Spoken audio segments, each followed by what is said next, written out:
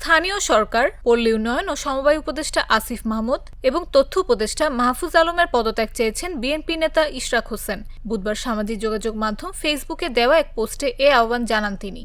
ইশরাক হোসেন লেখেন, গণতান্ত্রিক ভাষায় রাজনৈতিক শিষ্টাচার মেনে যৌক্তিক কারণে উপদেষ্টা আসিফ মাহমুদ ও উপদেষ্টা মাহফুজ আলমকে অন্তর্বর্তী সরকারের সকল দায়িত্ব থেকে পদত্যাগের আহ্বান জানাচ্ছি।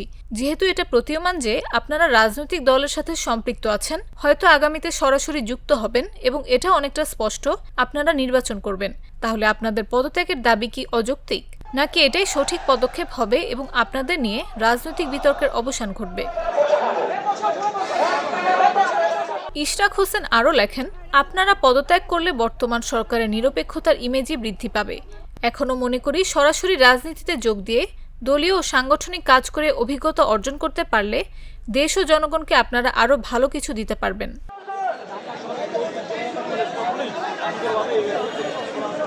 ইশরাক হোসেন লেখেন, এখন নিশ্চয়ই বলবেন বা ভাববেন ক্ষমতার লোভে অবৈধ মেয়র হওয়ার জন্য দিনের পর দিন আন্দোলনের নৈতিক সমর্থন দিয়ে জনভোগান্তি তৈরি করে নিজেকে সাধু বানিয়ে আমাদের নীতিবাক্য শোনাচ্ছেন, তাই না?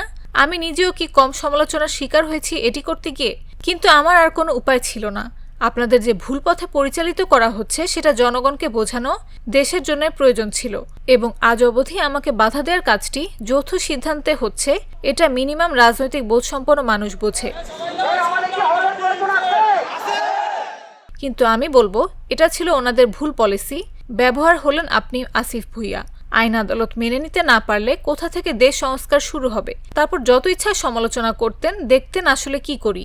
এখন পূর্ণাঙ্গ প্রক্রিয়া আমাকে সম্পন্ন করতেই হবে। বন্দোবস্ত আগেরটাই অনুসরণ হচ্ছে, আরও পাকাপোক্ত করা হচ্ছে বলেও ভুল হবে না। আপনাদের পদত্যাগের দাবি থেকে সরার কোনো সুযোগ নেই। আপনারাই বা কেন থাকতে চাচ্ছেন বলে উল্লেখ করেন ইশরাক হোসেন।